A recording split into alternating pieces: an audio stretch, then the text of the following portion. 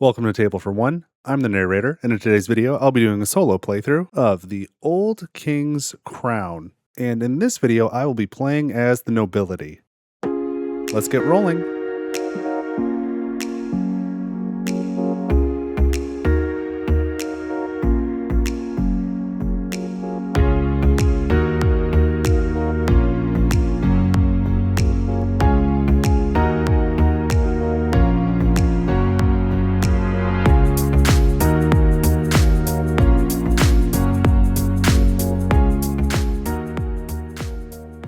Alright, so I'm ready to play a solo game of the Old King's Crown. I am playing as the Nobility today, and this is going to be a little bit of a teach as I play video. But as usual, I'm assuming you know how to play the base game of the Old King's Crown. I'm mostly going to be talking about the solo mode today. And I've played, I think, 4 solo games of the Old King's Crown. I've played once as well at 3 players. And my experience so far has been that the Nobility is the most straightforward of the factions that you can play as. So if you are new to the solo mode, I would recommend starting with the Nobility. And I will be playing a standard game today, so you can play short, standard, or extended. So we're going to play 5 rounds on the standard game. And we're playing just against the standard base simulacrum. So I haven't done anything with the forge at all yet. So we've got their cards all shuffled up here, and a gold one has to be on top because these can be gold, silver, and bronze.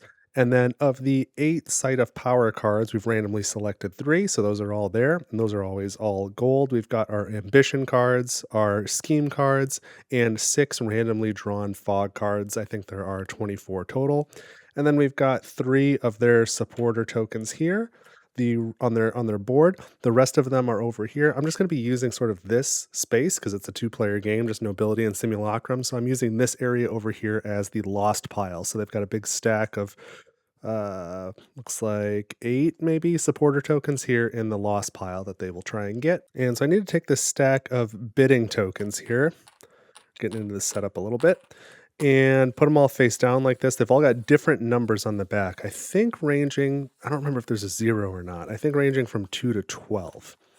So we shuffle these all up and then make a stack. And the last one, we're going to go through these during the game, but we take one of them and make that their turn order marker, and they will be the first player. And I should say, just to future-proof this video a little bit, that there are nice wooden components coming out for the Simulacrum, but those will not ship for about a year. Those are going to be sometime in 2027. This video is coming out mid-2026, so I've got the standard cardboard components for now. So as usual for my videos, I've got chapter markers if you're trying to get to a certain part of the video, and I do plan to play more of the Old King's Crown on this channel, both with the base game and with expansion stuff once I have that in the future. So if you don't want to miss that, be sure to subscribe to the channel. But for now, let's jump right into the game. You always start with your heir. That's the word I'm looking for. 10 value. It's got that crown on it to show it's the heir. So for the Nobility, that is Titus of Dawns and Dusk. And then my hand limit is 6. So I'm going to draw 5 more cards off the top of my deck, which is all shuffled. So 1, 2, 3, 4, 5 cards. So we'll look at those. And let's see, we can put them in order. So I've got a 0 card. We've got our Ruse card, which has both Ambush and Retreat on it. We've got one of these Follower cards, so that could help to take out a card with Deadly on it. And then we've got 6, 7, and 8. So these are called, what are these with the cups? Captains. Those are captains. So they all have the Pathfinder icon and 1 Governing Gavel and 1 Scroll for journeying. So this is what we've got in our hand, along with Titus. So we've got our 6 cards here, and we can get started. All right, so we've drawn our starting hand, determine the starting order. Well, the Simulacrum is always first. So we are in round 1. We're going to spring, and it starts with place bids. And why don't I grab all these cards, and I'll show them to you from rightmost to leftmost. So all the way on the right, we have Mysterious Benefactor. Discard your bidding card, Place this card in your supply. When resolving attrition, instead of reducing your hand size, discard this card. So that one is really strong. I think I would really like to have that because attrition, you really don't want your hand size going down. You feel it when that happens. Let's take a look at the next card. This is Book of True Names, and it has a daytime effect. It says, reveal your hand. Return all opponent's cards in the current clash that have the same printed strength and or archetype as cards you revealed to their owner's hands.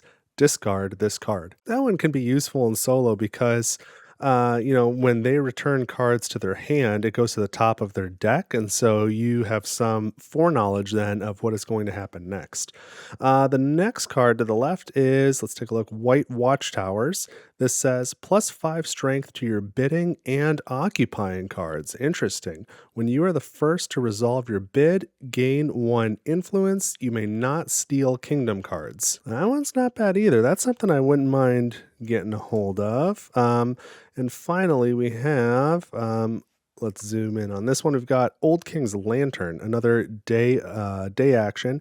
Move any number of your supporters in the current region to either another unresolved region or your supply. Ooh, that's pretty good too. So the thing with all these kingdom cards is they're all great. And you can't get them all, and some of these are going to go away. I think I'd really like to get this rightmost one though, so that I don't have to deal with attrition, and then hope that the simulacrum takes one of these two and that this one remains. I think that would be my second choice, even though I like this one a lot too. They're all good. I wouldn't mind trying to grab that the next round. So it's time to do some bidding, and if I want to grab that one, I'll have to discard my bidding card. So I want to go high, but I don't want to use Titus here, so I'm going to bid with my 8. I think that could be worth it. Put the 8 in my discard so that when it comes time to do attrition, I don't have to do it. I think that's worth it. So that's my bid. So then the simulacrum is going to bid with the top token of this stack that we shuffled during setup. So we flip it over, and that is a 5. So my number's higher. I get to take a card first. So I will take this one, which is called, again, what?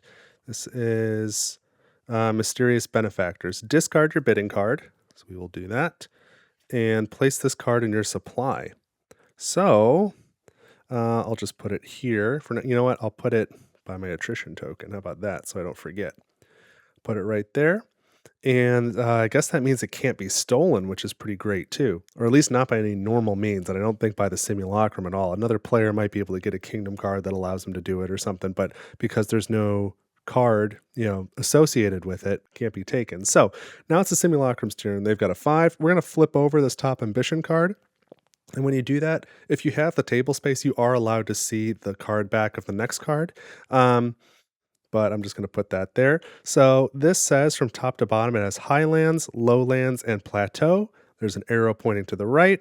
And then it has the 3 different suits. And as I'm talking about this, we might as well zoom in on it. So you can see highlands, lowlands, plateau. That's a priority order. And then it's going to prioritize to the right. And so those suits from top to bottom are books, coins, and swords. Then importantly, we see at the very bottom, the simulacrum will attempt to steal. So we'll put that card away, but that's saying they will try and steal a card from me if they can. They've got no card that they can steal. And even if I had slotted a kingdom card with another card protecting it, like this was round 1, I had a higher number by default because I went first. So they wouldn't be able to steal anything from me. But in the future, some cards will say that. Some say they won't steal, and then they'll just take from up there. So first it'll try and steal a card from me. It can't. So then it's going to prioritize any of the cards with the suit of books. And so of the 3 cards remaining, we've got books, coins, books, and then the tiebreaker is going to be the rightmost. So it's either rightmost or leftmost. If there could be more than 2. So rightmost is going to be this one. That's great. That's the card. That means things are going to go my way. So they're going to take this card, and they're going to put the 5 on it. And so I can steal that card in the future if that's something I want to do, but otherwise they won't interact with it much. And you know what? There is a step that I skipped before bidding. We should have revealed the first threat cards. Let's take the top fog card off the deck, and if we flip it over, we can zoom in. This is Siren Songs. I don't think this would have changed any of my decisions, but this is really the first step of the phase, so I could have known this. So we can see at the bottom, there's going to be fog in all three regions when we do our clashes, and it says, after resolving a clash in a region with fog, but before any rewards are claimed, if the simulacrum lost in this region, it places one influence on the council matching its current ambition, which we just saw a minute ago was books. So that'll be the Council of Secrets. And then if the simulacrum won in this region, it gains influence equal to the influence on the council that matches its current ambition. So again, Council of Secrets. So we'll put the principal threat here. Okay, so they've taken their bidding card, and then the simulacrum has a special step that the regular players don't. After they gain a kingdom card, they gain a bonus based off of that card's suits. They got books. That's the complicated one. The others are more straightforward. So for books, it places one influence on the reserve of the council that matches its current ambition. So that means on the books council. So they're going to put one there. So that'll get resolved later. And they also gain one lore. So I'll put their lore up there. That's where we'll track their lore and influence. We'll put mine down at the bottom. So that went pretty well. So now we're going to discard this rightmost card. Come on. I'll just slide it all the way down. And this one slides over. And we'll put 3 new cards out. So let's take a look at those one at a time as I put them out. So if we take a look at the next card, it's going to be Curious Ring. So it's got the swords suit. It has an autumn action. Exhaust one of your tactics, then follow any setup instructions on it. Discard this card and its occupying card. Oh, unexhaust one of your tactics. That makes a lot more sense. So one of the one-off tactics that you've got here at the bottom, you can flip it back over and get it again. That's actually really cool. So as much as I wanted this Old King's Lantern, I want that ring more. Okay, so we've got Old King's Lantern, Curious Ring. Next up is Old King's Eye. Discard your bidding card. Place this card in your supply. Interesting, another one of those. When acquiring a card from the Great Road, you may look at the top 2 face-down cards of the Kingdom deck and treat them as if they were face-up. Okay, that's pretty cool. So that's saying when you're resolving the bids, this is the Great Road. That's where you're getting these cards from. So when you're grabbing these cards, you can look at 2 more cards, and you have the option to take those as well. So that is a nice passive ability. I don't know if that's anywhere near as strong as that ring, though. Let's take a look at the 4th card now. We have the Boatman. You can see it is the suit of books, and it has a spring action. Swap a card in your hand with one of your cards in the lost pile. Oh, so that's pretty handy. That's a neat trick too. All these cards are great. I wish they had more icons on them. You really have to rely on the text, and it's kind of small. So my one complaint about those. But now we are done with bidding. So let's move on to the Place Herald's step of spring. So this is done in turn order. The simulacrum is going to go first, and on its ambition card, Highlands is at the top, and then the right. So it's going to place its herald here on the right side of the Highlands. And now I need to place my herald somewhere. And let me set my cards like this so you can at least see the numbers. Where am I going to place this? I'm not trying to trick the simulacrum. I just want to put it somewhere where I think I might be able to win. And I see their scheme card says they're going to prioritize the plateau, but the scheme card is lying 1 out of every 4 cards. So we should expect in a five round game, we should see it lie, 1, maybe 2 times. So is it lying right now? Because I would like to get the Kingdom's Favor token and put my Herald here, but if they're going to push the plateau, that makes me nervous. Looking at my tactics, it might be good early on to try and go for the castle, so that I can govern a little bit extra and put a lot of cards in governing to use this witch trial tactic. I note that I should place 2 faction tokens on this martial law tactic down here. Yeah, if I'm gonna go for the harvest field, I want to ensure I can win on the plateau. So got to think about that. So yeah, I think I will leave my herald here. I'm going to try and win the harvest field. So now it's time to place cards. Again, this is done in turn order. So we're going to draw 3 cards for the simulacrum. We've got gold, bronze, and then silver. So this is the order they were drawn, and then we will arrange them by strength like that. And they're going to put their gold card here in the Highlands. Yeah, that's right. And then the silver card goes in the lowlands, and the bronze card goes in the plateau because it's placed by ambition order. I forgot about that. And it's been a few weeks since I played this, and I was playing it a lot for a short period of time. Maybe it's been like, I guess it's been over a month or like 6 weeks, maybe. Knowing, having a real familiarity with the cards in this deck, like the standard cards at each tier, is really helpful. And I don't remember what they are, so that'll be a little bit of a hindrance. But if I remember correctly, the silver ones, I think, have the highest likelihood of having that deadly. So I'm gonna place my 3 here, because it's a follower, so that gives me a chance to take out the deadly card. And I think I'll put my 0, my ruse card here, just to see what they do. And it gives me the option to either ambush or to just pull that card back and have it again. And I'll put my 10 card here. And so that leaves me with a 6 and 7 in hand. If, depending on what this is, I don't remember even what the possibilities are, but if I think I can win it, I could ambush with a 6 or 7 and potentially win that. Otherwise, the 6 and 7, I'm happy to hold them in hand so that I can govern and journey with a Pathfinder. So technically, these get flipped face down. We're not really hiding them from anyone, but it's a good idea to flip them face down just so you remember which cards are technically active at any given time. So we've placed our cards. Now it's time. Spring action step, again in turn order. And the simulacrum doesn't have a lot of spring actions, but we are going to start by revealing this scheme card. And it looks like this one was telling the truth. So it's going to prioritize the plateau and then the lowlands and then the highlands as far as placing supporters goes, and as a priority for where fog cards will be placed. So let's put that over here. So we're going to place fog cards, 3 of them, so it doesn't really matter. But if it was less than 3, we would start with the plateau, then the lowlands, and then the highlands. It's going to be all 3. So we've got doesn't matter, plateau, lowlands, and highlands. I'm trying to go in order just for demonstration purposes. And now it's going to place all of its supporters in the plateau. So they've got 3 supporters here.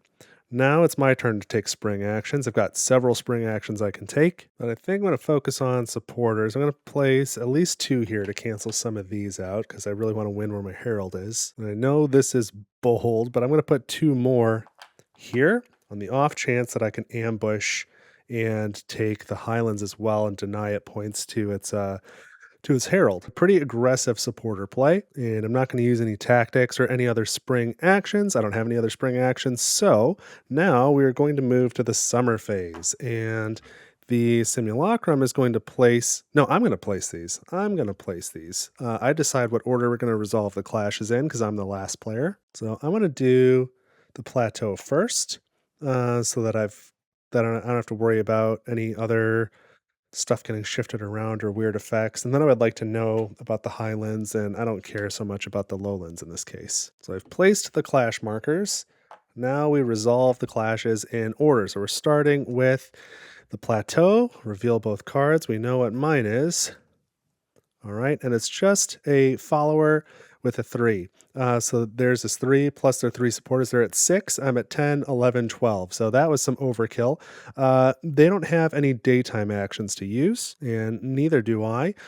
So we just, and then there's no night effects either. So we're going to tally the strength. So again, it is 12 to 6. I overcommitted, but I win, so I claim my rewards, but we have to check this fog card again. So after resolving a clash in a region with fog, which is every region, if the simulacrum lost in this region, it places 1 influence marker on the council that matches its current ambition. So another one up here on books. Okay, now I can gain my rewards. So of the within this region, I pick one of 2 locations to resolve, and I'm going to pick the harvest field. So I gain 1 influence, plus my herald is there, so I gain a 2nd influence. So I've got 2 influence, and then I gain the kingdom's favor token. So that goes right here, set to 3. So I can use that ability in spring in the future. So each time I use this, I can either gain 1 influence, or for the rest of the round, my heir gains the invulnerable trait. So that one only works if you kind of have some idea of what's coming up. I'd rather just gain the influence in most cases. But this is now resolved. I got my rewards. Great. So now we resolve clash number 2. So we can reveal these 2 cards. And come on. What do they have? They have, a 5 with deadly. So I probably want to get out of there. If I had another supporter, I would ambush with a supporter, but I don't. So I've got invulnerable. That's not going to hurt. So I won't lose the card, but right now it's 5-2. And if I ambush with my 6 or with my 7, I'm just going to lose that card in the night effects step. So I will retreat. This comes back to my hand. Okay.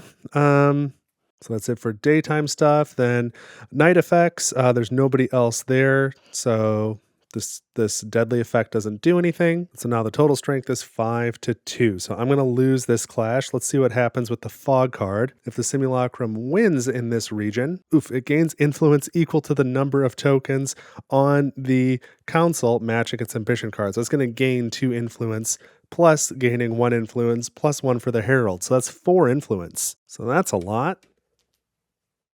Not happy about that. And then let's see, because it's got special rewards when it wins any particular location. So let's see what the booklet says for wilderness. It gains 1 influence and 2 lore. Gosh, that's not good. So 1 more influence, that puts it up to 5.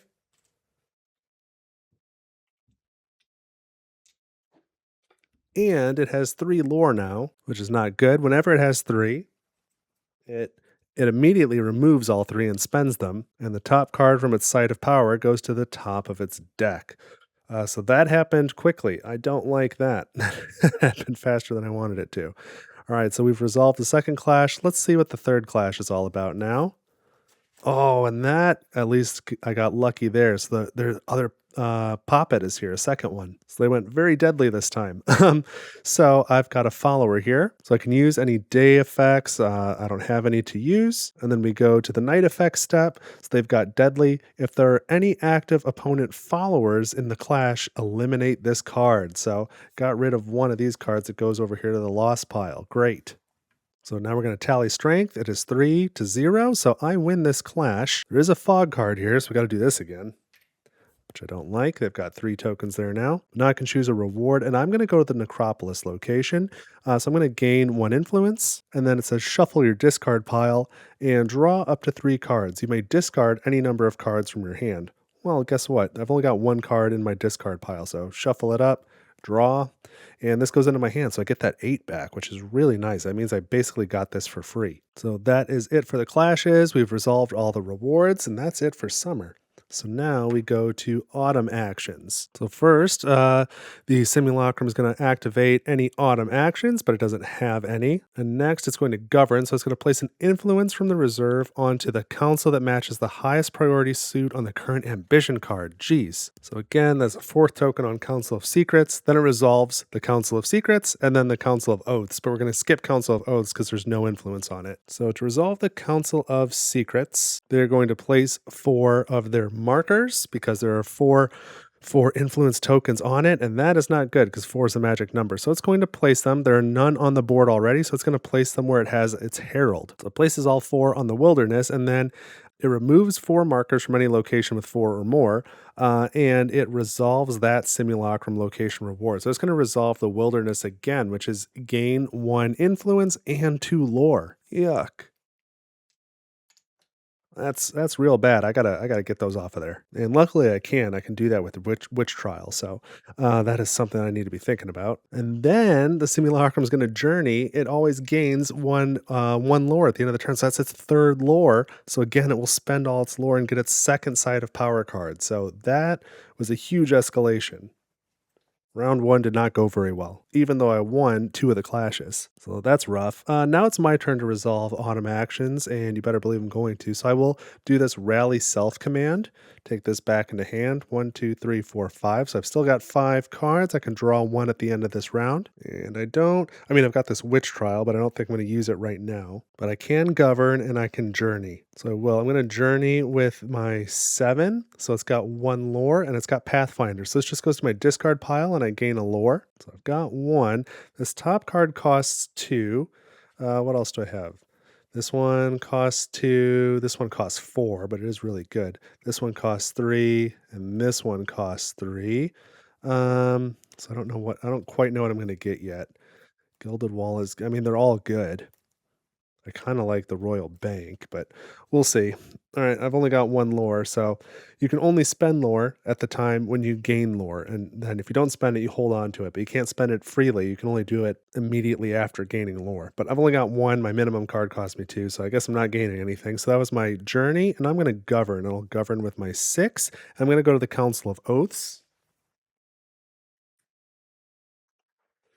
And so I am now going to take an autumn action, and I'll do the Council of Oaths action. For each gavel you have here, move one supporter from your map or from the map and or the lost pile to your player board. If you have the most gavels here, you may move an additional. So I'm going to take two of these supporters back, which is why I was a little bit more aggressive in placing them. Ooh, now let's see these side of power cards again. What did these cost?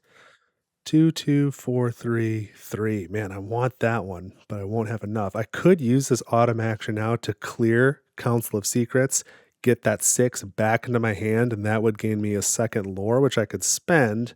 But the only things I can get are the Viceroy, my 11 card, or Gilded Wall, which has an autumn action of deploy and another autumn action. If you have 2 or more supporters in this card's region, then basically you can keep this out, which is really good. Um, hmm.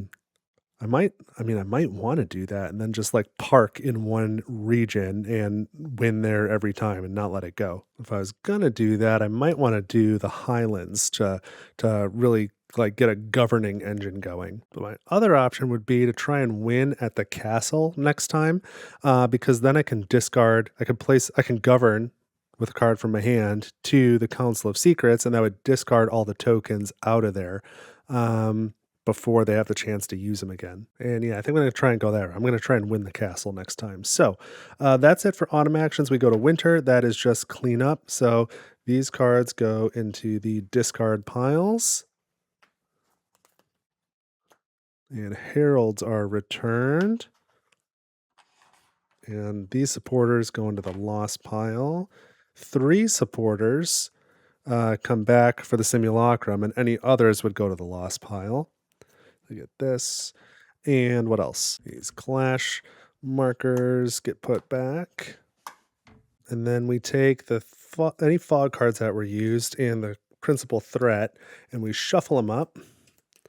So this is 4 of the 6 cards in the fog deck, and we just put the shuffled cards on the bottom of the fog deck. Okay, now we advance the round marker, and we're going into round 2, and we are at the start of the year.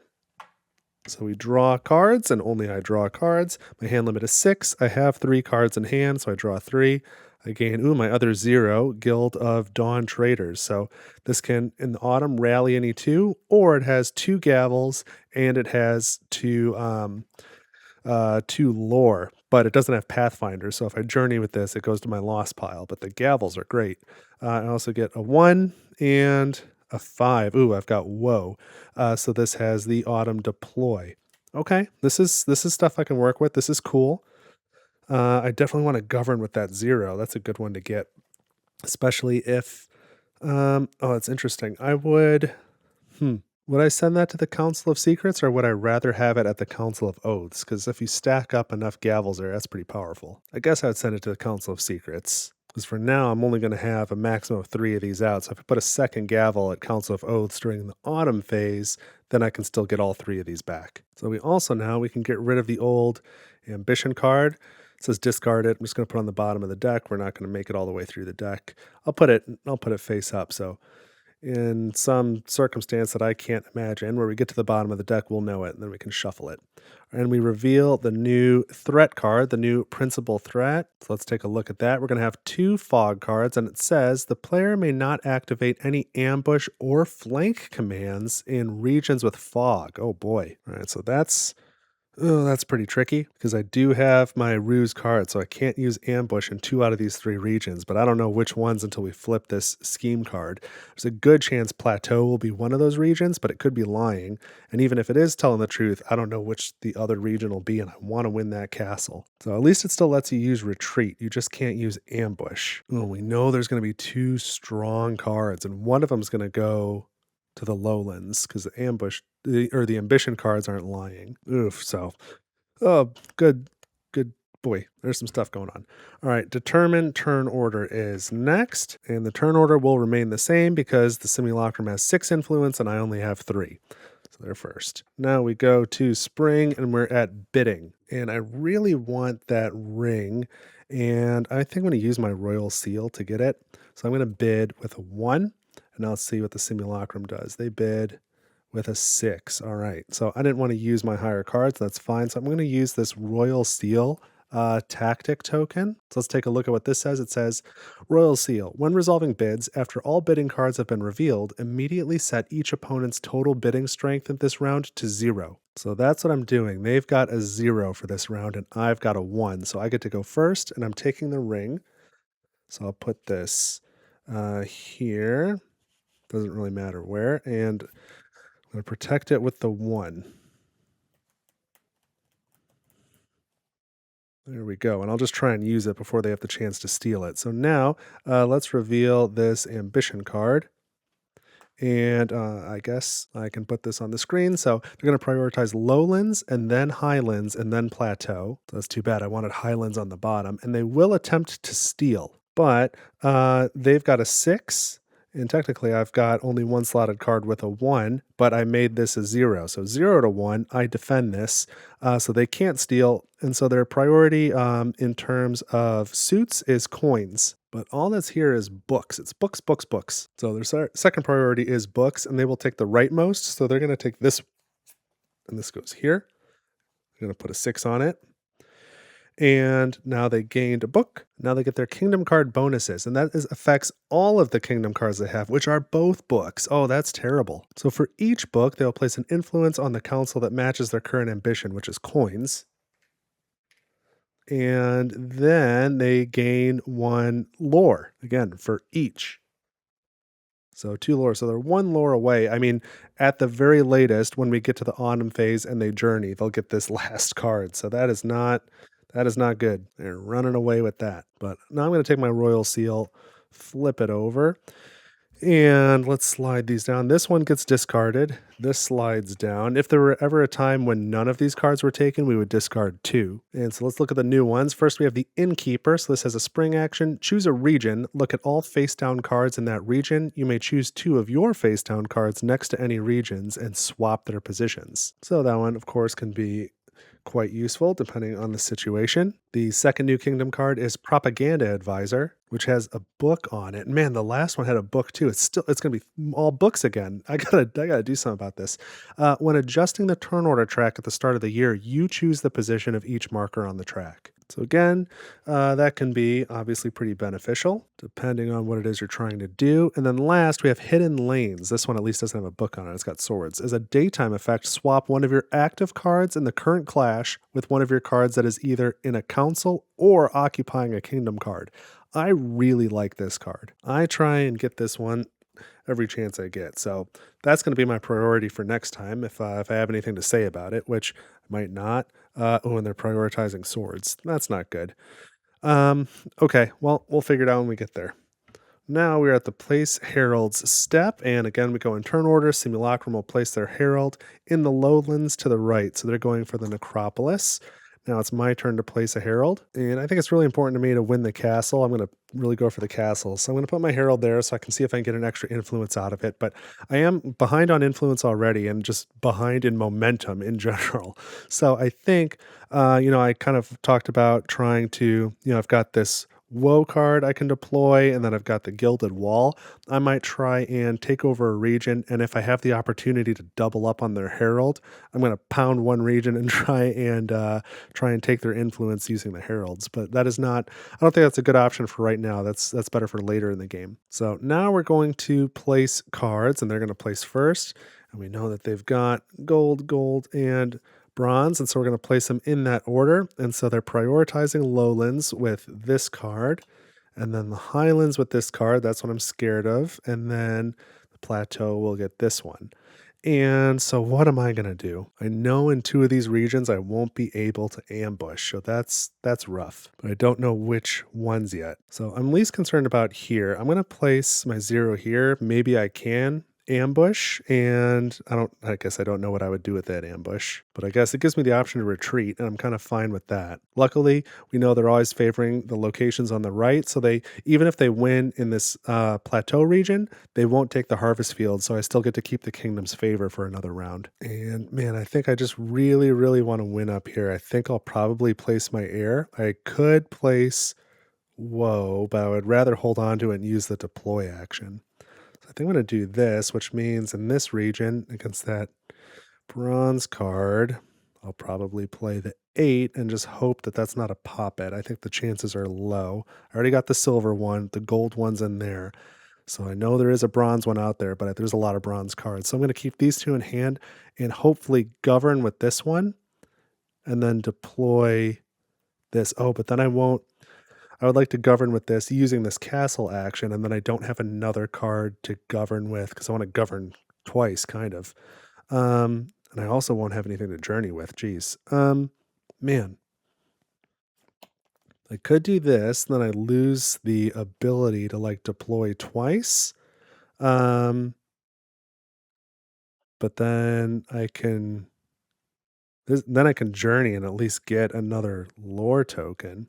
Man, I feel like I usually have an easier time journeying, but knowing that this could be another deadly card, I don't mind having an invulnerable card there as opposed to my 8. I'd be upset if I lost the 8. So okay, I think I'm gonna stick with this.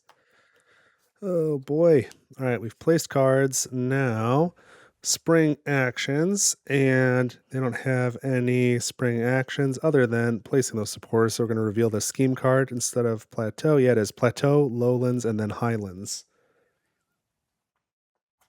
So they've got exactly 3 supporters. They're going to put one in the plateau, the next one in the lowlands, the next one in the highlands, and if they had more, they would keep going following that order.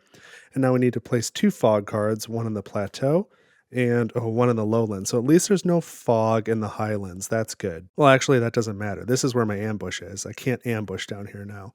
And I don't have a flank card. So I guess that actually didn't help me at all. I'd rather the fog not be down here. Oh well. So now I can take spring actions, and I'm going to place supporters. I'm going to place a bunch of them. And I think I'm going to place them all here.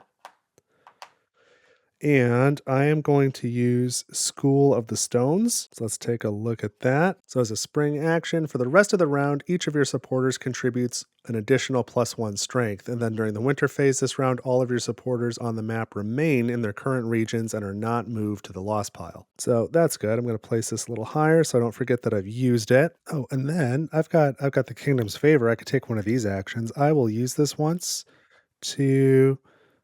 Oh man, do I want my heir to gain invulnerable? I think there is like a 1 in 4 chance because this came from here. I think there's like a 1 in 4 chance that this could have deadly. And so as much as I don't like it, I'm going to do that. I'm going to give my heir invulnerable. So it kind of feels like a waste. It's a little bit of a gamble, but there we go. And then I will move this to summer. So it's time for me to place the clash markers, and I guess it's up to me. And I'm going to start with that one, right?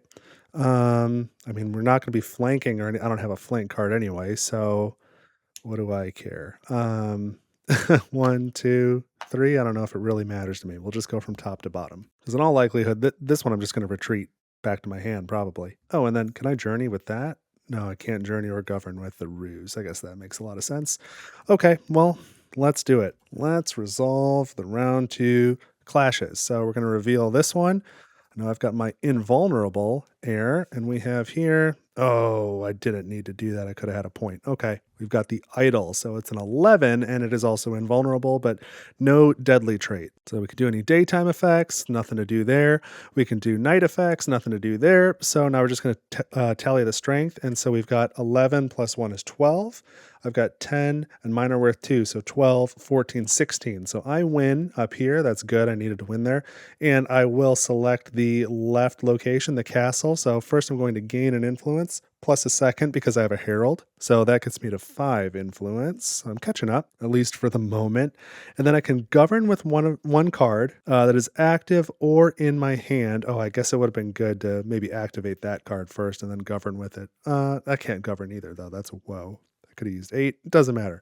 All right, govern with an active card or one in my hand. If I do, discard all other cards in the chosen council. They don't put cards in councils, but they have tokens, and I can discard those. So I'm going to govern with Guild of Dawn Traders. So that has 2 gavels on it, which is good.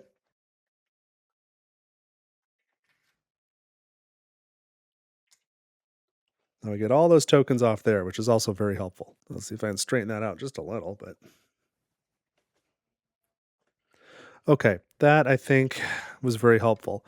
So that is the end of that clash. Now we're going to resolve clash number 2. And there is fog here, so no ambushing or flanking.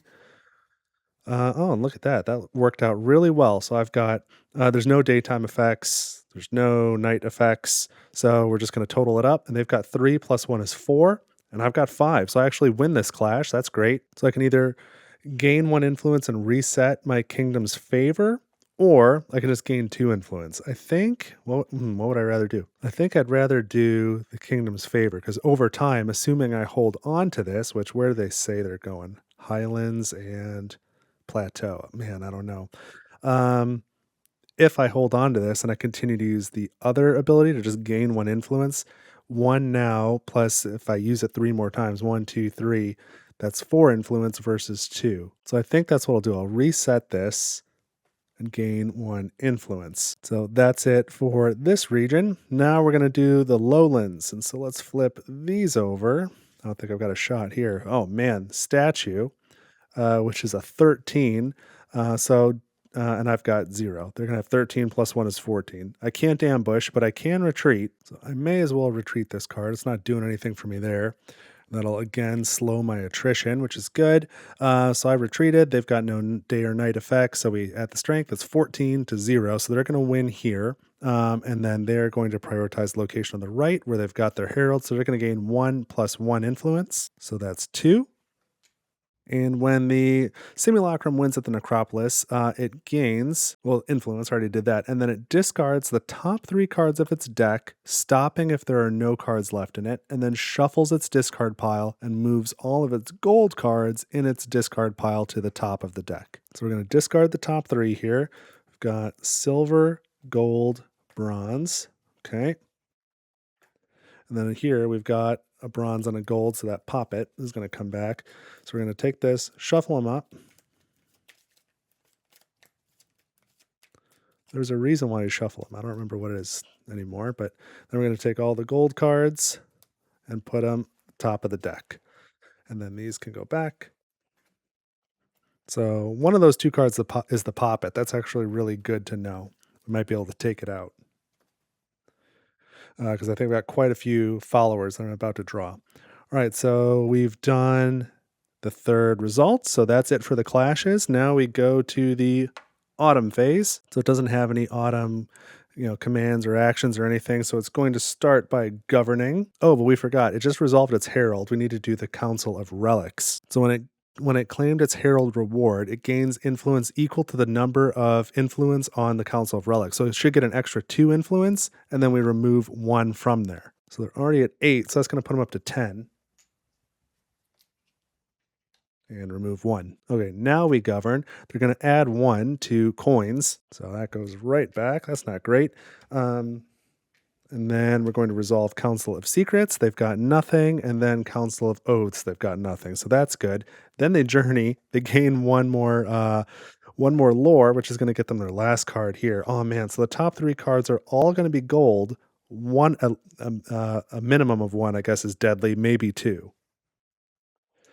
Oh boy. So that's a situation I've gotten myself into. But at least now I can take autumn actions. And I did blunder. I expected to use this action to flip this back over, but this still has winter effects. So I don't think it's flipped yet. I think I've got to hold on to this for another round, which is, man, if they try and steal, it's only got a 1. So that could be trouble. I might lose that, which would be a real problem. But let's see. For autumn actions, I think first I'm going to govern with my 8. And then I'm going to take the Council of Oaths action. So I've got 2 gavels and I have the most, so I can return 3 of these. But I've used this, so these 3 aren't going to go away. So I really actually don't need to govern with my 8. I can hold on to that. So I'll skip that. I'll just govern with Council of Oaths. I've got 1 gavel, plus I have the most, so 2. So I can return 2 from my lost pile or the board. Or the map. So I'll take 2 from my lost pile, bring them back here. The other 3 stay out because of the School of the Stones. So that's good. I'll do the Council of Secrets. I've got 2 gavels there, so I can place 2 of these markers in a region. And when I get up to 4 in a region, then I can take the effect there. But I ignore all influence rewards. The Simulacrum doesn't. So I hope when they did that last time, what did they do? They did Wilderness twice. I hope I gave them their influence again as well. I don't remember. And I think I'm going to go to the harvest field. I don't want to have to worry about the simulacrum gaining the kingdom's favor, so that gives me a way to easily get it back if I ever lose it. So I've taken those 2 autumn actions. I can still govern or journey with this 8. Ooh, if I journey, I can get a new card. So let's see, what costs 2? Because I've only got 1 lore. Journeying would get me a lore. I already forgot. 2, 2, 4, 3, 3. So I could get this gilded wall and then immediately deploy it, which I kind of like. So let's do that. Let's journey with the 8. I get a second lore. So we'll put that here. And now I have the opportunity to spend lore. I will. I'll spend 2 lore. And I'll take this gilded wall. It goes into my hand. And where do I want to be? Where are they going to go? They're definitely going to put some good cards in the plateau. I guess they're going to put good cards everywhere. Potentially they want the Highlands unless it's lying. It hasn't lied yet. I think I like the Highlands. I think I want to keep doing this stuff. Although, you know what, it's going to place its Herald in the plateau. Maybe I want to fight it on the plateau and try and beat it Herald to Herald, especially if I can get my Herald on the battlefield. That would be good. So, okay, I'm going to take this. I'm going to do this deploy command with Gilded Wall. So that goes here, and I place a token on it. And I do that because it has a deploy value of 1. And then, yeah, in the autumn phase, if you have 2 or more supporters in this card's region, supporters, I don't, then place another on. So I'm going to start wanting to put supporters here. All right. So I've done each of those autumn actions. Done this one. I journeyed. So I've still got this witch trial, and I don't think I'm at a point where I want to use witch trial now. So that's it for autumn actions. Now we go to winter. So these 3 cards will be discarded. So of their site of power, they had an 11 and a 13, and they've got 1 other card that we're going to see, which is the top card. At least we know that this is the one from the site of power. The fog cards will go away, as well as the principal threat. We'll shuffle these up and place them on the bottom of the fog deck. And what else do we need to do? 3 of their supporters return. They only have 3 supporters. They get more supporters if they start getting kingdom cards with swords on them. Their Herald comes back. My Herald comes back. These tokens go back. These supporters stay out this time, and now this flips over. They're not worth 2 this time, though. That's okay.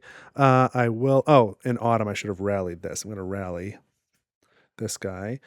This token goes away to signify that this card can remain.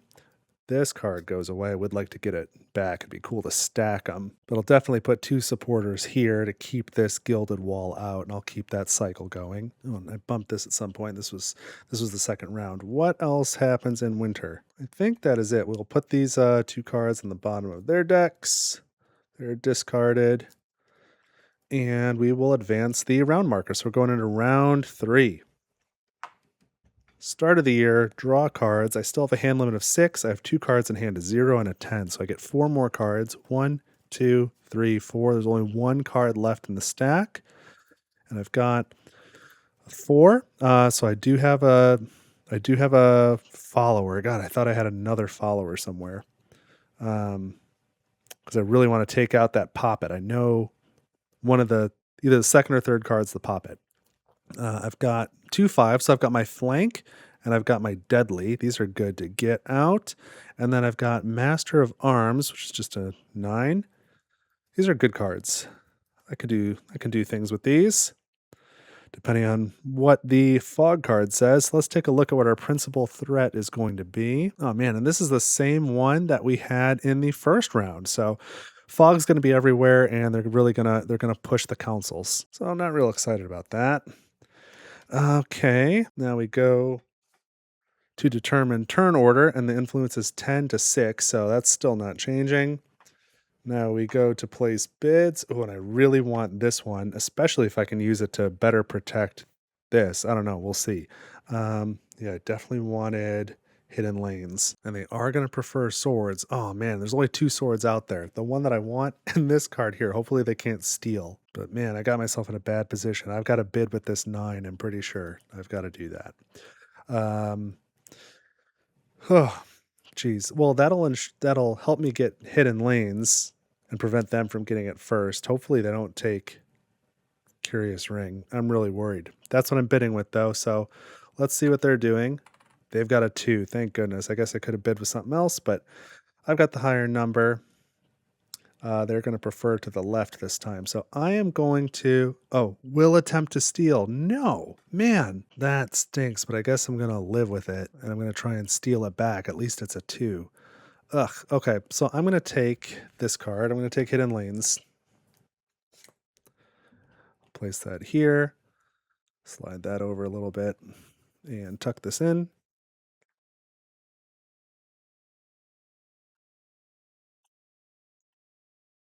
Hidden Lanes is actually a pretty good one to have a high card in because it allows you to potentially get that card back out.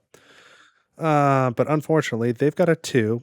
They will attempt to steal, and I've got a card that they can steal. So its 2 is bigger than my 1, so it's going to steal this with a 2. Oh, that hurts. This goes to discard.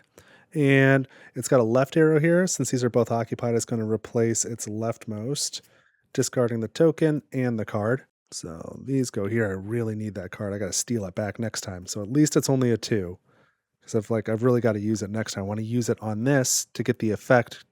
I can't do it from round 3 to 4, but I can do it from 4 to 5 at least. But that is a little painful. So now it's occupying 2 kingdom cards, sword and a book. So again, for the book, it's going to place 1 influence token on a council that matches its current ambition, which is swords. So it's going to place 1 here. And it gains a lore. And then for swords, it's going to remove 1 supporter from the lost pile to its board. So now it's got 4 supporters. So that's the end of bidding. At least 1 card was taken. So we discard 1 card, slide these down, and draw 2 more. So here's the first one. It's Old King's Shield. Daytime effect. Choose 1 of your active cards in the current clash. It gains invulnerable until the end of the clash. Discard this card. That's really nice. That can be helpful when the situation arises if you have it. And then let's look at the next one. We have Midnight Court. Discard your bidding card, place this card on a region, and then as an autumn action, govern with 1 of your active cards in this region. Ooh, I like that. So I wouldn't mind getting that, but none of these are jumping out at me as I have to get them, which frees me up a little bit for bidding next round because bidding's been tight so far. So now, in turn order, we will place heralds. They're going to the plateau to the left, so man, they are going for that kingdom's favor. I don't want them to get it, but if they do, I'll try and just steal it back immediately with these tokens here using the Council of Secrets. But if they happen to win at the castle, because they are going left, then they will discard all of my cards from the Council of Secrets, and I won't be able to do this, and that will really damage me. So I want to make sure that they don't win in the Highlands again. So that's trouble. At least I've got some supporters there. So where's my Herald going to go? I know, man, I got to think about where do I think I'm actually going to win? And that means I got to think about where I'm going to place these cards. And that means I've got to think about these cards. So their top card is going to go to Plateau. Their top card is going to go here. That's the last one that just came from their site of power. That's going to go here. And so I think I'm going to try and take it out. Man, with Keeper of the Gates, with this supporter? No, not that. Not that. I'm going to try and do... What am I going to do? I'm trying to remember what all their side of power cards can even do. Oh, and I know I'm going to place 2 supporters here because of Gilded Wall. So many things to consider. I've got flank available. I've got ambush available. Maybe I'm going to play my ambush here and just wait and see what card pops up. And then I hold back my follower and my... whatever this is, my heir, which means I need to play my flank and my my deadly cards to these 2 places. So I think I play my deadly one up here because if I win, Then I'll use the castle ability to govern with the deadly card because it's got 2 gavels and that would be good. So I put my flank down here. Is that right? I don't know if that totally makes sense. So I know there's going to be a 50-50 shot between highlands and lowlands. One of them's going to have deadly. So I'm going to play this here. So then maybe I put flank here and deadly here. That's kind of interesting. So if that's what I'm going to do, where do I want to put my herald? Because that is a step I'm trying to complete right now. You know what? Forget it. Let's go head to head. I'm going to put my herald where their herald is. Then we place cards. They do it first, technically. So we know they've got gold and then gold and then gold.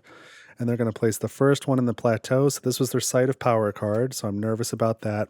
One of these two is the poppet. Next one goes to Highlands. And the last one goes here.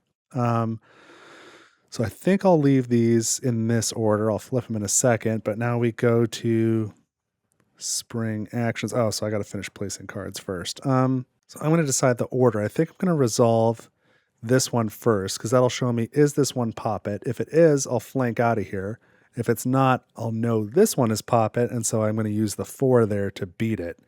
If this one is the poppet, then then this one's not. I'll probably flank in this 10, and then I can ambush in this 10, so I can use flank to go here. Yeah, so this is how I want it. That's how I'm placing my cards. Oh man. Okay, spring actions. Herald or the simulacrum goes first. Highlands, they were telling the truth. They're going to evenly distribute these. So we're going to go Highlands is their preference, then Plateau, then Lowlands. Then we start over, Highlands. Ooh, I don't like how they're counteracting some of those. I'm going to place a couple supporters here. I want 2 where my gilded wall is. I'm going to use my Kingdom's Favor. Rotate this to just gain 1 influence. So I get one of those. And you know what? I'm going to use this martial law ability too. So I've got 2 tokens on it. I can use one. It says, as a spring action, remove a marker from here. Choose a region where you have an active this symbol. That's the War Machine symbol. Opponents may not swap, add, or move faction cards into the chosen region during the first clash there this round. When all markers here are removed, exhaust this tactic. Yeah, I'm choosing this middle region. So I guess I'll put this here on my card as sort of a reminder of that. And that is it for spring actions. So now we go to summer. We need to place the clash markers, and I get to do it. So I decided I want to go here first. Then, does it matter what order I resolve these in? I don't think so. So I'm more anxious about this one. I want to find out what that is. Oh, wait.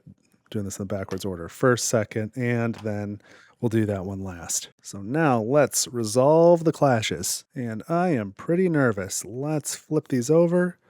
Oh, we've got the ruse. So that means this is the poppet. So this is going to ambush with my follower, and we get to resolve these daytime actions in turn order. So I get to decide if I want to flank this out or not, because as of right now, it's 3, 4 to 5. I'm currently winning just in that respect, but let's go through this whole ruse card thing, which says daytime effect. If this card is active in the current clash, oh wait, pause for a second. These are all these regions have fog, starting with Highlands and then Plateau and Lowlands. That doesn't really affect anything because they all have fog, but we want to make sure we're cycling the deck like we're supposed to. All right, sorry to interrupt. Let's go back to the ruse. If this card is active in the current clash, the simulacrum draws the top 2 cards of its deck face down. It then plays the highest tier card face down next to the region. The other card is discarded. If they are tied in tier, it will choose the first drawn card. Geez, so a silver and a bronze. We're going to discard the bronze.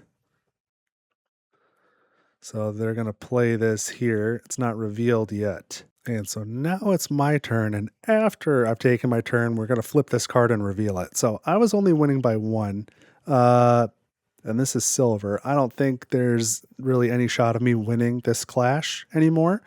So I'm going to take a flank action. I'm just going to abandon this. That's fine. And I'm going to flank to this region. I can do that because martial law prevents my opponents from doing that. So I'm pretty locked in here where we have the dual herald, so that's good. So now that I've taken my daytime actions, we're going to flip this over. Yeah, it's a 5 armatures. So that is an autumn action too. If this card is the only active card in the region, move it to the region matching the simulacrum's current ambition and place a token on it. So luckily this will go away at the end of this round. But now we're going to add it up. So their strength is 5, 6, 7, 8, 9 to 0. So they win. So they're going to choose the shrine. So they're going to first, their ambition matches swords. They've got 1 token on swords. So according to this fog card, they're going to gain 1 influence for that. So here's 1. They're going to gain another for the shrine itself. So here we go, 2. And then, oh, this is terrible. The shrine for the simulacrum says the player discards 2 cards from the top of their deck and or hand. If unable, the player suffers attrition. Well, that's just miserable because I need this follower card to ambush here. So I'm going to have to discard my heir and whatever this is, this 2. Oh, man. Okay. These both get discarded so I can keep this in my hand. Man, that's brutal. All right. So that was the first clash. At least it gave me some info. I still needed that to be first. Going into the second clash. So I've got 3 and 5 and 5 and 2. So let's see what they do. And I've got martial law here, so they can't move anything around.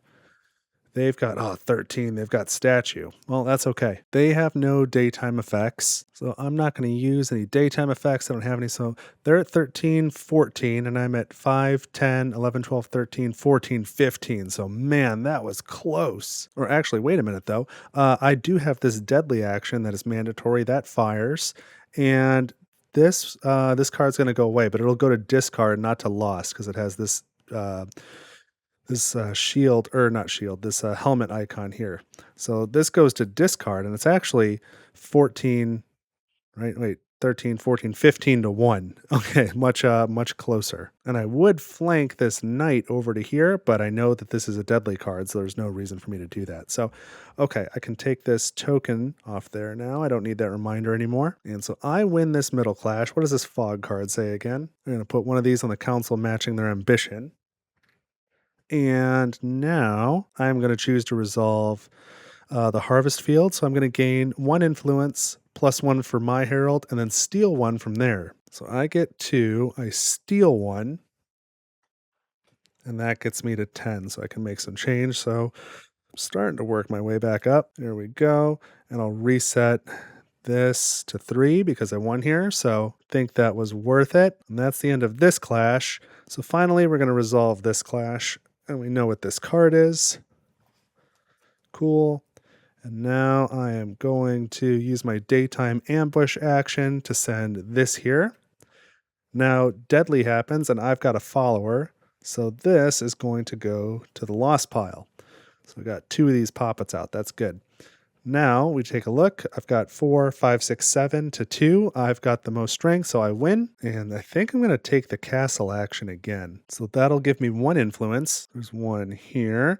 And then I can govern. And so I'm going to use, with any active card or card in my hand, I'm going to use my deadly card to govern to Council of Oaths. And it says discard all other cards in the chosen council. So that'll make my number of gavels go up.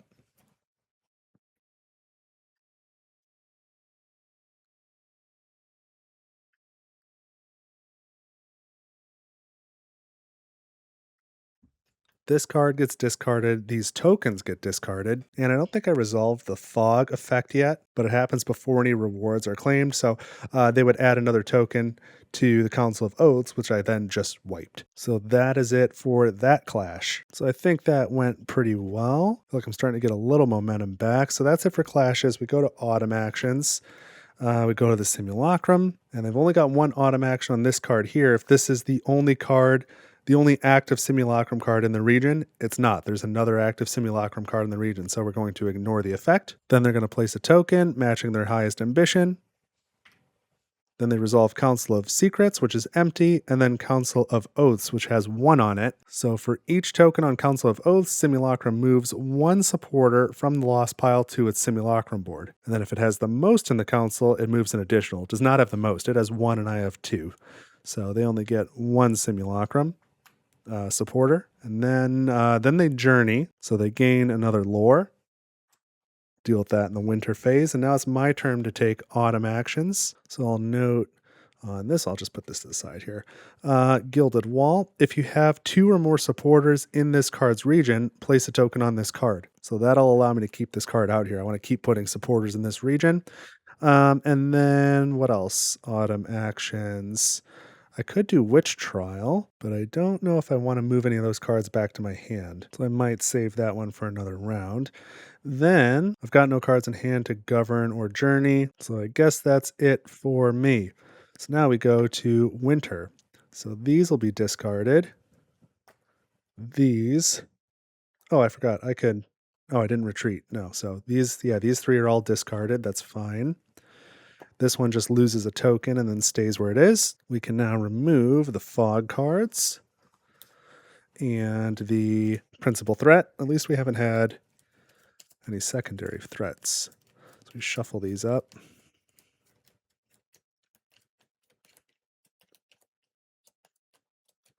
Put them on the bottom of the fog deck. Get rid of the scheme card. So they may be going for the Highlands this time. They haven't lied yet. And then there's the ambition card, says plateau.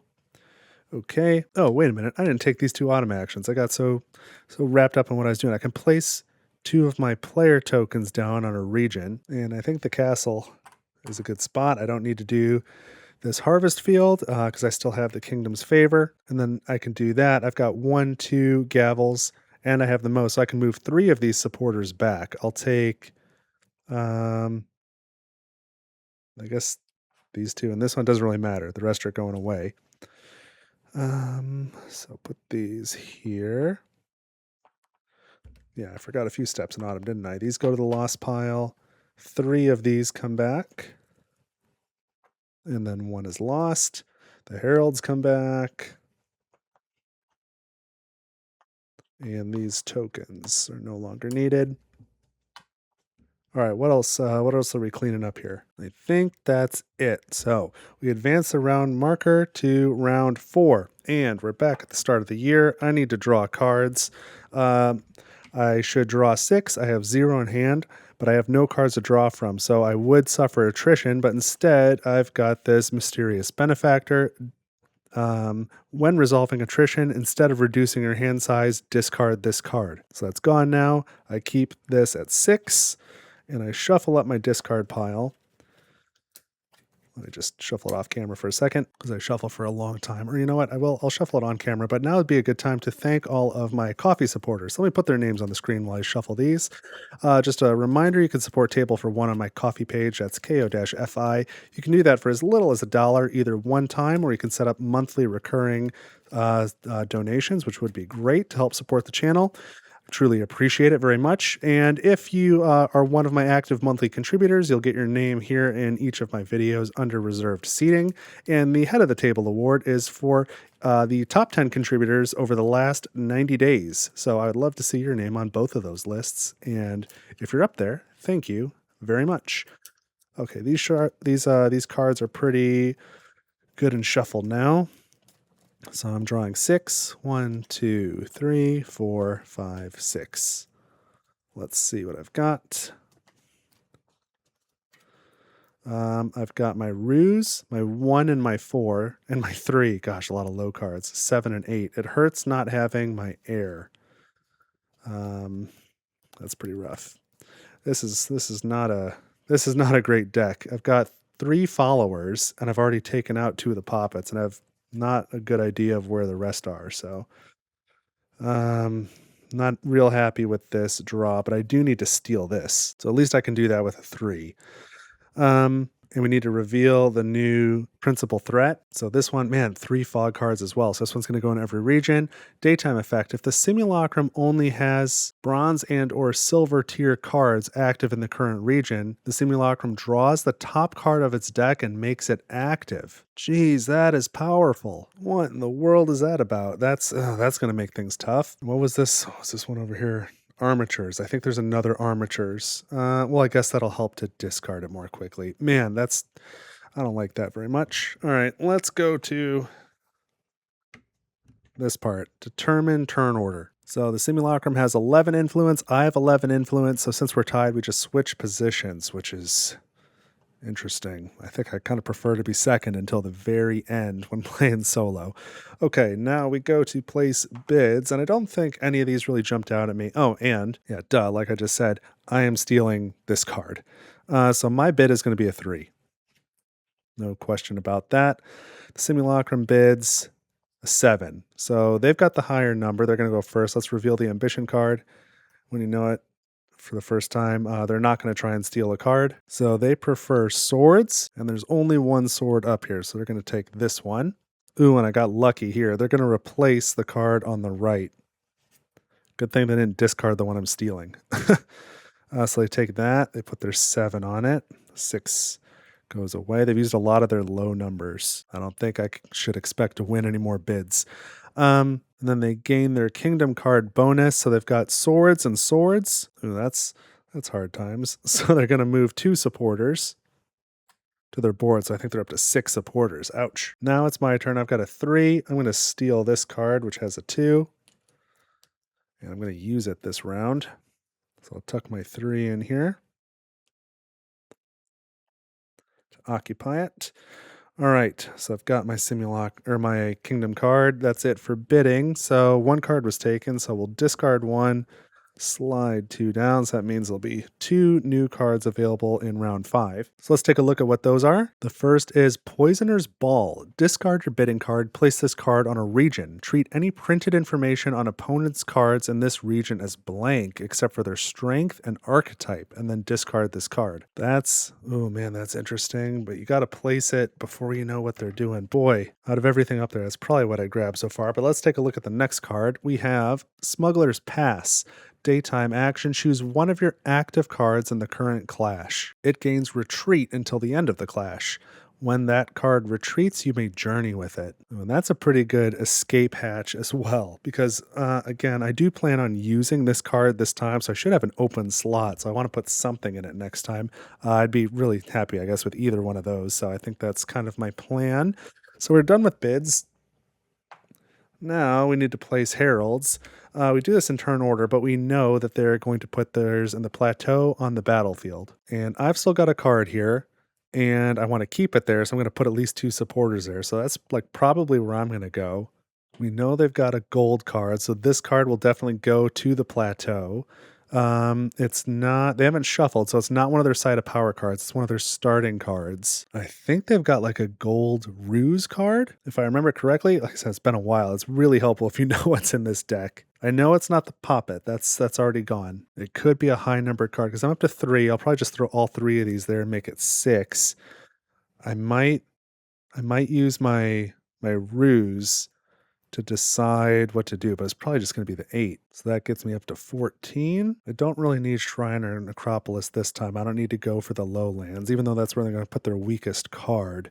It's never bad to do more of these, though. If I can win at the castle and it goes first, I don't know what order they're going to go in. If this card is telling the truth, then they will resolve Highlands first. I don't know if that's really going to happen, but if I were to win in the Highlands, I could clear their Council of Relics and put my own card there, and then try and win at the battlefield with both heralds. But that seems real risky. Ooh, wait a minute, though. I made a mistake, and it's going to change just this step. It's not going to affect anything else. I forgot this winter step for the simulacrum. On their side of power, where the fog dwells, if there are no more cards here, the simulacrum removes 2 lore tokens and gains 1 influence. And then it'll repeat that as necessary. So the influence is really 12 to 11, which means we don't swap positions. I stay second place. It didn't affect the bidding phase at all. But now when we place heralds, they are going to go first. Okay, so I'm going to stop thinking and let them go. They're going to place their herald here. I guess actually it didn't really tell me anything. I already knew that was going to happen. I think I'm going to risk it. I'm going to follow them. That makes me really nervous. But now they're going to place their cards. And so 1, 2, 3. So this is going to go in the plateau. This is going to go in the highlands. And this will be the lowlands. And then with their fog cards, they're they're going to draw extra cards for both of these regions. Oof. So I guess this is my best shot of winning. I don't know. And do they have a bronze poppet? I think they do, but I don't remember. I don't remember. Maybe they only have the 2. But even if it is, because of this fog card, they'll draw another card. So I can't just like play the 1 and eliminate the poppet. Oh, that's painful. Okay, well, whatever. I'm going to put my 1 here anyway. Oh, geez. And what I was thinking, I was going to win this and then win this. I don't know about that. So, okay, here's what I'm doing. I'm going to put my 8 up here. And I'm going to put my 7 here. And I'm going to remember that I have hidden lanes, so I could do a swap here if I need to. Ooh, but this is looking rough. All right, let's do our action steps. Let's reveal. So it says Highlands, and oh, it was lying. It's going for the plateau, and that's terrible. That is the worst possible thing. It's putting all of its supporters in the plateau. 1, 2, 3, 4, 5, 6. No, no, that's bad. I'm going to place my supporters here. Gosh, that's awful. I guess they also need to place 3 fog cards out. Plateau, Highlands, Lowlands. So it doesn't really matter, but there you go. Yuck. Are there any other spring actions I want? Oh, yeah, you know what? I'll use my other martial law here. So even though they've got this day action, this martial law will stop them from being able to use it. Opponents may not swap, add, or move faction cards into the chosen region, but I can. All right, that seems like a good use of that. So I'm going to flip this over. Okay. And now we go to the place clash markers step. And I definitely want to resolve this one before this one. I guess this one can be last. It's either first or last. I don't think it really makes a difference. I'm going to do it last. So let's resolve the clashes. So what do we have? An 8 and an 8. Oh no. No. Okay, I can. Ooh, I've got a choice to make. Boy, this makes it tough because their fog card now says they want to draw a card, but my special tactic won't let them. But then we're tied and we would have to draw more cards anyway. My other option is I could use hidden lanes to swap this 9 and this 8 and win. But I was hoping to maybe use that here because I played a 7 and that would give me 2 more. So right now I'm at 7, 8, 9, 10, 11, 12, 13. They're already at 6. So if they have anything higher than a 7, they're going to win because those hidden lanes can only be used once per round. Oh, that's terrible. And again, if I had remembered what was in this deck a little better, I would have known that they had 8s. Probably wouldn't have played an 8 there. Oof. So what am I going to do? Well, swapping here will definitely let me win. Swapping here might. I don't know. So I'm going to take the win while I can because I'll be real upset if I reveal this and the 9 still wouldn't win. So I'm going to use hidden lanes to do this. Swap one of your active cards in the current clash with one of your cards that is either in a council or occupying a kingdom card. Okay, so I've done that. Now we can resolve 9 to 8 with no supporters. I win. So I am going to take the castle action. I'm going to gain 1 influence, gets me up to 12, and then govern with 1 card that is active or in your hand. And I'll govern with this 9, I guess. And I'm going to govern at Council of Relics. And that kicks out both of these tokens. So that way, if I do win with this Herald, I'll get an extra bonus. And if I lose, the Simulacrum won't gain quite so much. That'll help to limit that. So, okay, that was the first clash. Let's reveal this second one. Real nervous. And it is a 10. Ooh, I think I got... Did I get lucky? No, I'm not lucky. Because I've got 10 here, they've got 10 here, and then it's 3 supporters to 6. So I am down by 3. So it is a good thing I didn't try and save that 9 because that still wouldn't be enough. But man, if I had never lost this card, I would have used this ability this time. And those supporters would have been worth twice as much. Jeez. So I don't think there's anything I can do to win this one. Oh, I guess I'm not very smart. Because I could have... Oh, I'm so dumb. I should not have used hidden lanes because I was so focused on this. What I could have done was I could have swapped the 3 and the 9. This would have been 19 to 16. I wouldn't have won up here. They would have done wilderness. They would have journeyed like fine, but it's too late. I've revealed information. But that would have, I don't know why I was thinking that I could only swap the 7 out. I could have swapped the 3 out and gotten 6 more. 6 more strength. That was very bad. That was a bad move. Mistakes have been made. Okay, so I lose. And this is going to be a little bit painful. So they're going to gain 2 influence plus 1 for their herald, plus they're going to steal 1 from me. So they get 4 influence. Let's take 1 from here, make a 5 out of it. So they're at 16 and I'm at 11. No, that's not good at all. I needed to win that pretty bad. Okay, let's go down to this last one. They've only got 1 bronze card, so they are going to draw another, and it's Ruse. So I guess they're going to draw a couple cards. So let me shuffle up this deck because they need to draw, and I can take this token back. That's not needed. Okay, get a little more shuffle here. And if this card is active in the current clash, Simulacrum draws the top 2 cards of the deck. Do I resolve that first or the fog card? All right, these are shuffled. Let's take a look. So let's see. I decide the timing. So I'm going to resolve this part first. Draw 2 cards. See if I can get some stronger cards out of the deck. It doesn't look like it. So this one's going to be placed face down. This one is discarded. And then the fog card will, let's see. Yeah, it didn't draw a gold. So I guess it's going to draw another one of these. Flip it face up. So it's got armatures, okay? And then this is going to flow. Oh, both armatures. You know, that's actually good. That'll get rid of these armatures. So this is what it looks like now. So it's going to be 11-1. I lose. I figured I would lose this one anyway. They're going to choose to the right. That's the Necropolis. So they're going to gain 1 influence. They're going to discard the top 3 cards of this deck. Gold, gold, and bronze. We don't know what they are. And we shuffle the whole discard pile. And take all the gold cards and put them on the top of the deck. So these 2. Okay. So I am not in a real good spot here, but that is it for the clashes. Oh, how am I going to win in the next round? Because it is round 4. Okay. Autumn. They're starting. If this card is the only active card in the region, nope, that is not the case for either of these. Great. Any other autumn stuff for them? Not really, just the standard stuff. So we're going to put one of these on swords. And then, oh man, all right, so they've got 2. I've got 2, so they don't have the most, but they're going to take 2 of these. Oh, I think from the lost pile. 2 from the lost pile, put them here. Then they're going to, oh, I guess first they place that. Then they do Council of Secrets, which is blank. Then they do that action, which I just showed. Then they're going to gain 1 lore token. And now I do autumn actions. Let's see. If you have 2 or more supporters in this region, place a token on this. I will do that. What else have I got? I've got this. Unexhaust one of your tactics. Follow any setup instructions, and then discard this card and its occupying card. I'm getting School of Stones back to make my supporters stronger. This gets discarded. This gets discarded. Oh, you know what? I'm going to let myself do this anyway.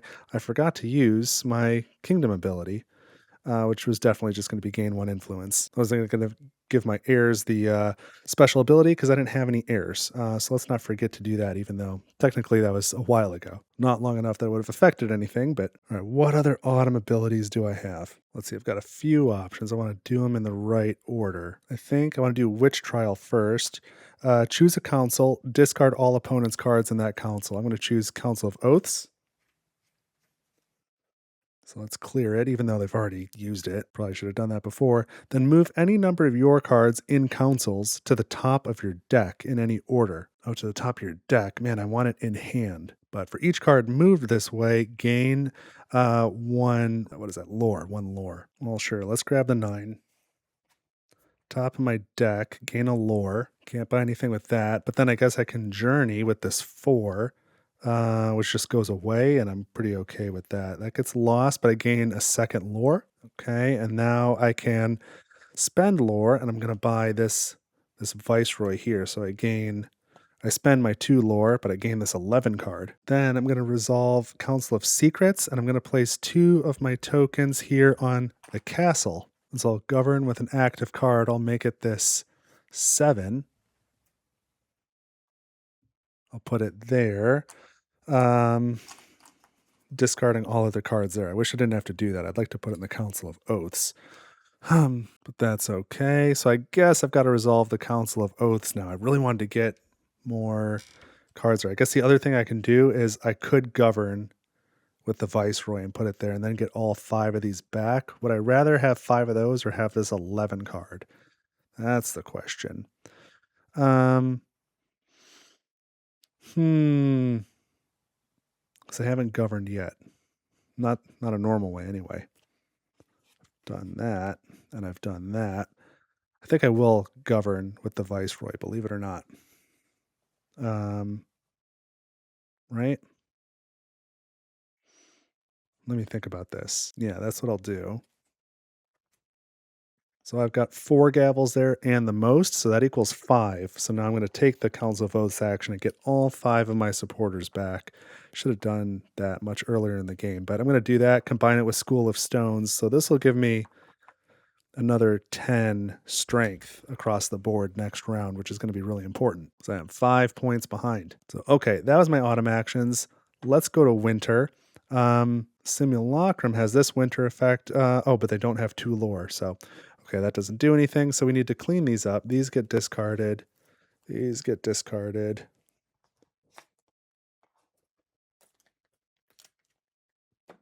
This gets discarded, but this will stay again. I wish I had Woe parked there as well. This has not been my best game. It's usually I don't have any issue with winning with the nobility. 3 of those go back. 3 of these get lost.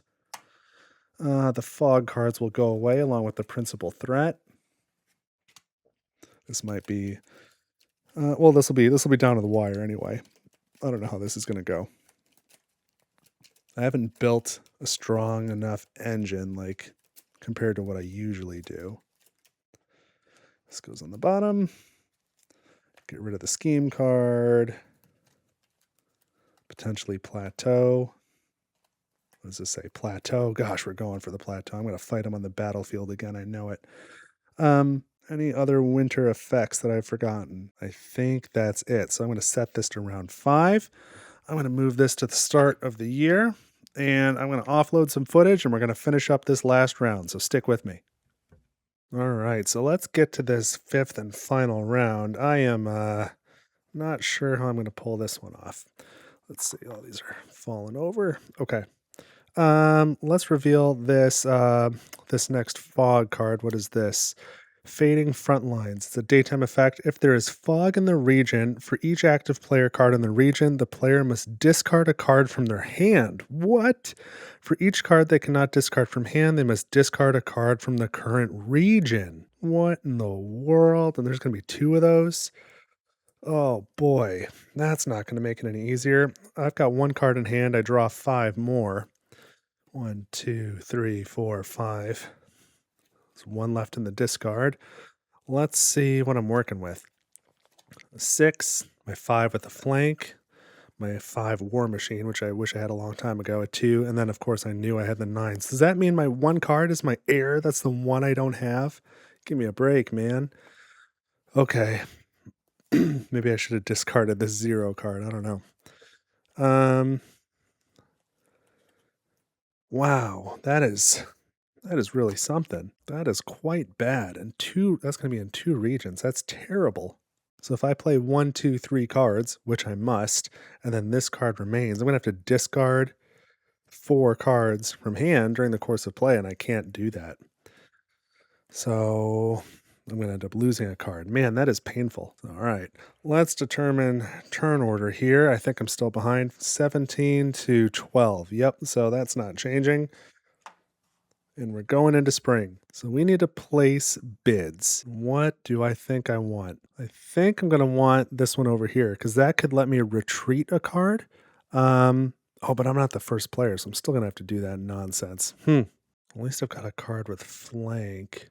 Well, I don't think I need this follower at all. I'm going to bid with a 2. Probably going to be second bid. That's fine. They bid with an 8. All right, let's see what they do with their 8. They will attempt to steal. They want a sword, and I have sword, but they bid an 8, and I have an 8, so they can't steal from me.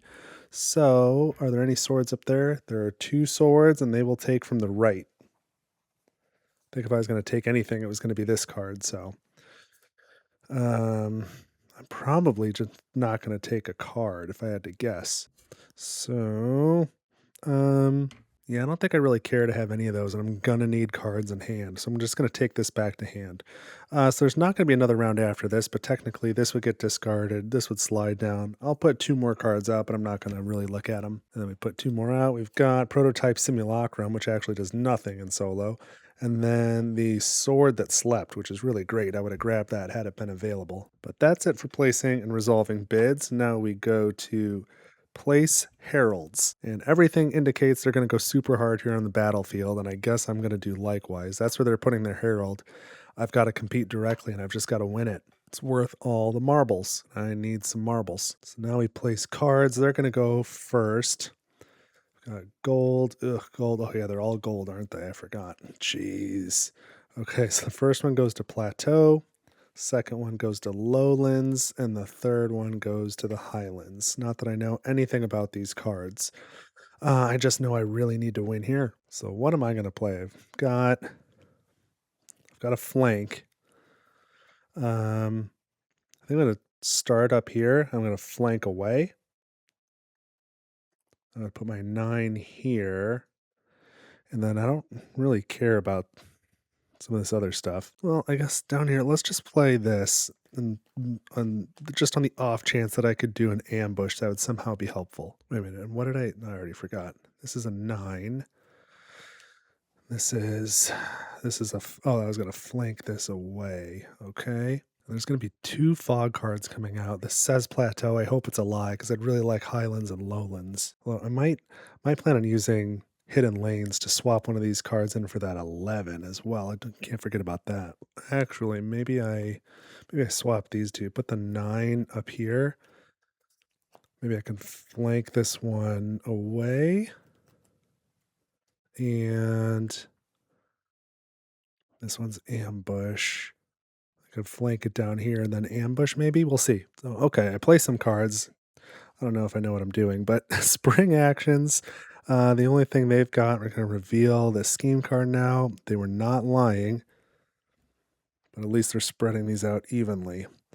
So Plateau, Highlands, Lowlands, Plateau, Highlands. All right, for my spring actions, I'm going to use School of the Stones again. All of these supporters are worth +1, so they're worth 2 now. I think I'm going to put 1, 2, 3. What did I put here again? That's that one. And this is a 9. Maybe I'll put like that. Okay, I'll flip this up again just to show that I've used it.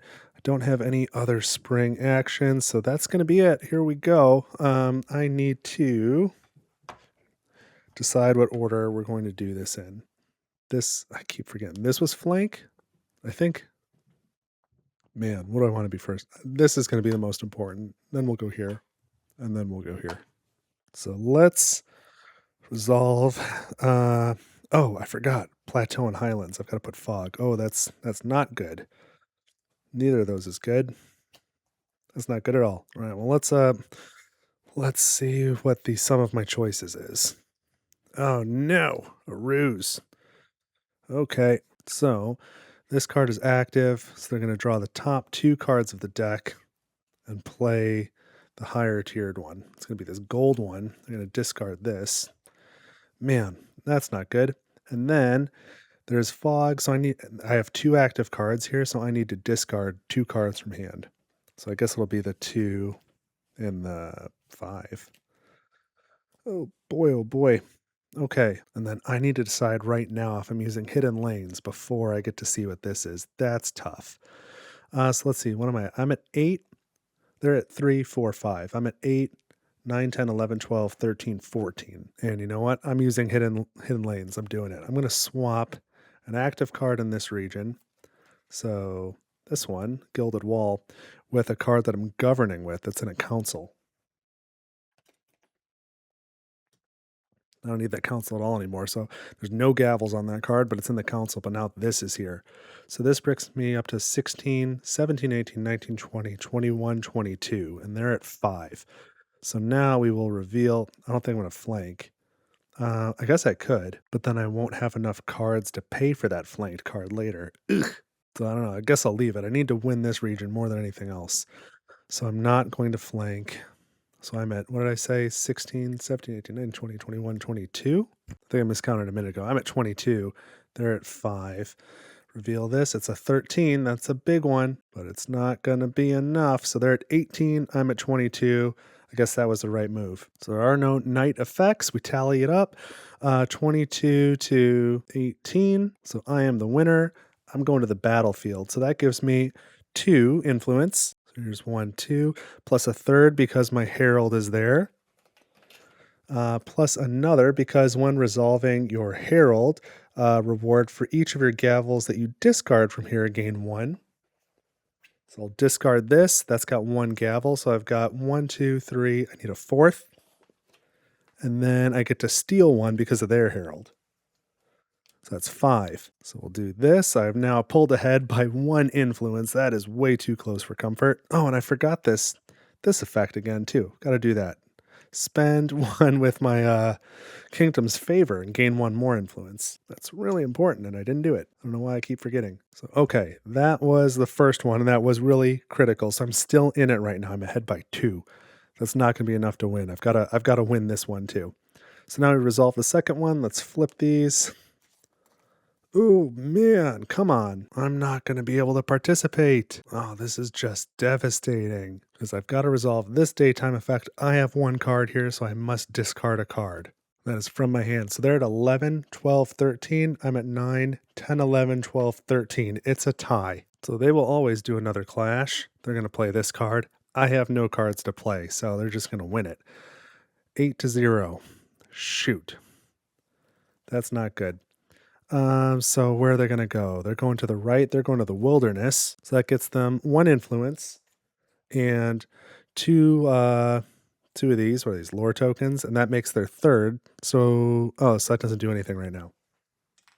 That'll get resolved later, but that's still really bad. So shoot. That's it for that clash. Now we go to this one. I don't have any hope of winning it. 13 to 0. I can ambush or retreat, I guess, but before I do that, we have to resolve. Oh, there's no fog. There's no fog here. Okay. I mean, I can retreat, but what else? I can't do anything else with this card. I can't like journey with it or govern or do anything useful with it to get any points out of it. So I don't know. I guess I leave it. They win 13 to 0. They've got 1 here. They win 14 to 0. They're going to go to the right. That's the necropolis. That gains them an influence. And then doesn't matter. There's no more cards to play. You're supposed to take the top 3 cards of their deck. Stopping if there's no cards left, then shuffle a discard pile. Move all the gold cards to the top of the deck. I mean, sure, but we're not playing any more cards. There's 1. They've only got 1 gold card in their deck because all the rest of them are out here already. Okay. That's the clashes. Ugh, and now autumn actions. Oh, and even worse, I didn't give them their bid bonuses. There's 2 swords here. They should have put 2 tokens there. Oh no, that's not even true. They should have, with those 2 cards, had a couple more of these. 1, 2, there should have been another one here and then another one here. Luckily, that would not have changed the outcome, but it made it even closer. Wow. All right, glad I fixed that, I guess. But now they place a token matching their highest suit here. So they get 1, and then they do Council of Secrets, which is empty. Council of Oaths doesn't matter. They gain just 1 of these to here, but there's no more rounds left, so who cares? Then they journey. Yuck. Gain 1 more of those. I'm going to lose by 2 points. So now we go to autumn. I don't have any autumn actions. Wait a minute. Was there another card here? What did I do with that last? Oh, yeah. I swapped it. I put it up there. Okay. Yeah, I've got no autumn actions of any kind to take. I've got no cards in hand, so I can't govern or journey, so I can only do those 2 actions. So just for fun, I could do Council of Secrets. Put 2 here. That makes 4. Don't get any influence for it, but I can reset this. Not that there's any rounds left. And then if I do the Council of Oaths, I could take some of these back. I could take 1, 2, plus I have the most. I could take 3 of these back. One, there's no more rounds. Two, I use School of the Stone, so I leave them out anyway. So finally, we go to winter. We would have a bunch of cleanup stuff to do, but this is the only important part. For every 2 lore that they have, they gain an influence. And so they've got 1, 2, 3, 4 lore. That's going to be 2 influence. Got 3 here, so I make change. They gain another 5 there, so they're at 20. 5, 10, 15, 16, 17, 18. And that is going to be it. Man, bummer. That was close. It was still fun. I'm glad I played, but that really got away from me. I think there was definitely a combination of some poor moves on my part, but also some bad luck as I went. And that just happens sometimes. So yeah, I think this is the first time I've lost with the nobility, but at least it was kind of close. I did make a number of little retcons as I went with little rules errors. Apologize for that, but I hope this was still helpful in learning how to play the solo mode of the Old King's Crown. If I give some other just general thoughts on the game, again, I thought nobility was most straightforward. So I'm kind of disappointed I lost, but I've played solo with the clans, and that would be probably my second recommendation. That they do some different things, but they're pretty interesting. And I've played solo with the Gathering. That's the purple one. They were very difficult. I definitely lost that one. They were challenging. That was the most complex. And then I have not played solo with the Uprising. That's the red faction. But I have played a 3-player game with them. And I don't mind playing that one. I wouldn't love playing against them in multiplayer. I thought they were a little bit kind of take that, like they kind of mess with everybody else's stuff the most. So I didn't feel very good doing that to other people. It wouldn't bother me playing solo though. But I would be curious to get your thoughts. As always, I do take strategy advice if you've got any. And please let me know in the comments if you think I've made any mistakes. I know I caught a lot of them as I went. I might catch others as I edit, but if you see anything that wasn't addressed, let me know. Similarly, if you've got any questions, let me know that in the comments too. I'll do my best to try and help you out. And let me know what you would like to see about the Old King's Crown on this channel in the future. I mean, if it were up to me, I would like to show a win with each of the factions. That would be good. But at the very least, I could play each faction once. Would you, I guess, let me know, would you prefer that I move on to another faction, or should I try the nobility again and get a win? And if I reflect on this particular playthrough a little bit, I feel like I had a harder time with kingdom cards than I have in the past. Frequently, I can find something early that helps me journey, and I didn't find anything like that this time. So I really didn't hardly make use of these at all. I got 1 card out of there. I got 2, I guess. I got that one too. But typically I've got a little bit more of a focus on journeying and just better stuff here in general. It really hurt when that ring got stolen. That was just a timing mistake on my part, forgetting that I couldn't use it before I had flipped this after that winter phase. Or at least that seems like the logical rules interpretation to me. It's possible I could have used it and then things would have gone way differently. So anyway, I hope you enjoyed watching. Thank you for watching Table for One. I appreciate it. I know I had a good time, and I will see you in the next video.